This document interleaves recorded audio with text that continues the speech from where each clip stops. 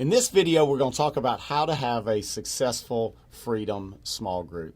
You know, here at Church of the Highlands, we focus a lot on relationships, and they're so important. And so we train our leaders that relationships win the day, that no matter what the format is, we have to focus on developing healthy relationships. And that gives God space to work. And so as we go through this, I'm going to give you a little bit of a format or a formula that we recommend, but just please know that every group's going to look a little different based on the leader, the group members, the type, the location. All of that plays in to what a small group will look like.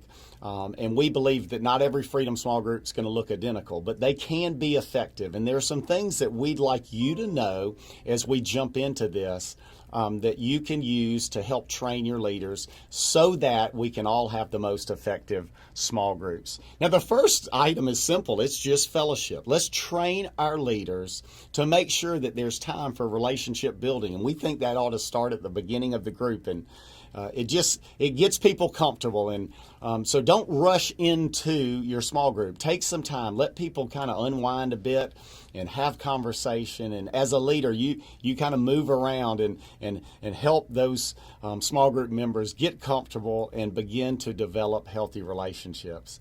And then whenever possible, we think that playing a worship song really helps set the tone and the mood and helps people kind of detach from their day. And it gets the group centered and kind of in one accord, if you will. And so whenever possible, we ask our leaders to kind of kick off the group after the fellowship time with a little bit of worship. And then, of course, diving into the curriculum. And there are a couple of important items I'd like to point out. Number one is just the leader should be a facilitator, not a teacher. And so we recommend that small group members read the chapter and do the homework in advance, and we found that to be very effective. And then the leader just systematically goes through the material, recognizing you can't always finish it all, and also having the freedom to stop and to park at a place maybe where the Holy Spirit needs it to happen. So again, groups will look different. Some groups might focus on one part of a chapter, and that's totally okay. But as a leader, it's important that we facilitate, that we don't teach, that we ask a lot of questions, that we're okay with a little bit of silence. And our best leaders, we found, literally will help walk people through the chapter, and they'll help them experience what God's doing in their lives. And they'll ask enough questions and facilitate discussions so that people can almost self-discover and the Holy Spirit can do His work. And then, of course, we have a foundation of prayer here at Church of the Highlands, and that's the same in small groups. And we train our leaders and want to encourage you to train yours to pray. Pray daily for your small group members and tell them that you're praying for them and take prayer requests. But then also to pray within the small group.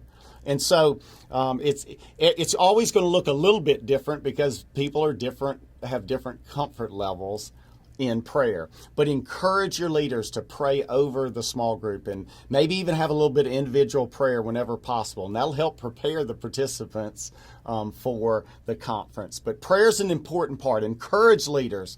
Tell them to communicate to their small group members the importance of prayer and to pray daily for them. So in summary, kind of the foundation of freedom is so important. Getting this foundation of groups and recognizing that relationships win the day. And we tell our leaders all the time, it's not about more knowledge. It's about developing healthy relationships so that people can get comfortable so God can do His best work. And then it's taking this format that we've suggested and putting it into practice within your groups and helping your leaders feel the freedom to use this, but also to let their giftings come out and to let their personality bleed through in everything that they do. If they'll do that, if they'll focus on relationships and then use this format, I am positive that they're going to have a good experience.